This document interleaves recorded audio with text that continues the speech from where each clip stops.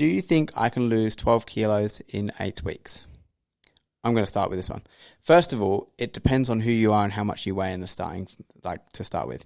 If you weigh 60 kilos, it's going to be very bloody hard to lose 12 kilos in 8 weeks because that's 20% of your body weight.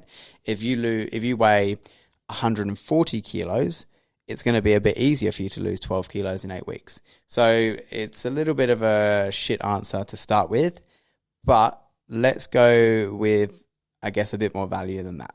So when it comes to losing weight and having that weight loss goal, you ideally want to give yourself as long as possible if you want to remain a human being and maintain a sustainable approach. Like, you can go hard, go all in and try and lose as much weight, like 12 kilos in 8 weeks if you want, but you're probably going to have to make a lot of sacrifices and give up a lot of things.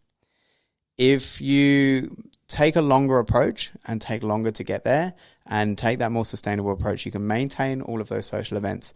You're far more likely to maintain a good relationship with food. You're far less likely to resent and hate the process of dieting. So then you can maintain it for the long term. Like, there is one guy, I'm not going to name names, advertising all over on social media to blokes about making sure that they lose the body fat fast and they should be losing 2 kilos per week on average and all of this stuff. But it does create a negative relationship with food, and it also does mean that you have to make a lot of sacrifices if you want to get results like that. And sacrifices that's going to affect your mental health. Like, at the end of the day, you don't want to be doing something that's going to jeopardize your mental well-being. Like, if you were to go, right, I've got, what was it?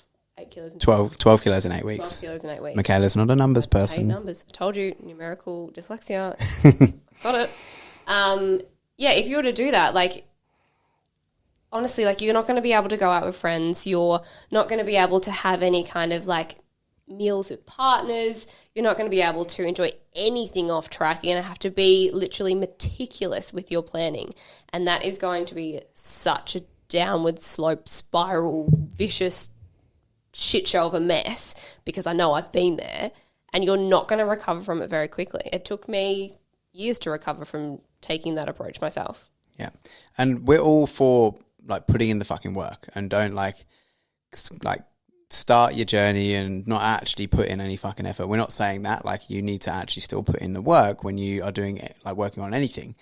But I think definitely if you have got an event, so for whoever asked this question, for example, you've obviously got something in that 8 weeks time, whether it's like a wedding, whether it's a holiday, whatever it might be.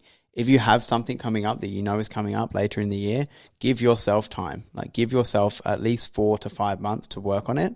And what you can do in that circumstance is aim to get there a month in advance.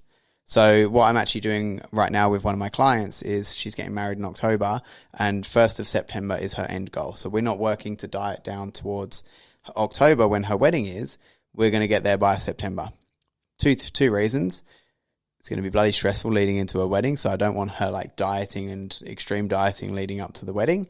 Second reason is it just gives us a bit of leeway in case shit hits the fan and things don't go as well as we thought they would. And it's going to. In the meantime. So it gives us that bit of kind of wiggle room if we don't get there. Whereas if we plan meticulously right up until October for her wedding, so let's say she were to start this diet phase in August, 2 months prior, we don't have much time. We have to get everything right leading up to that social event. We don't have any wiggle room. So if things don't go perfectly, you end up not hitting your goal. You're pretty disappointed. And then you end up resenting the whole process and say that it never worked. Probably never return. And you'll be one of those, I've tried everything and it doesn't work for me type of people.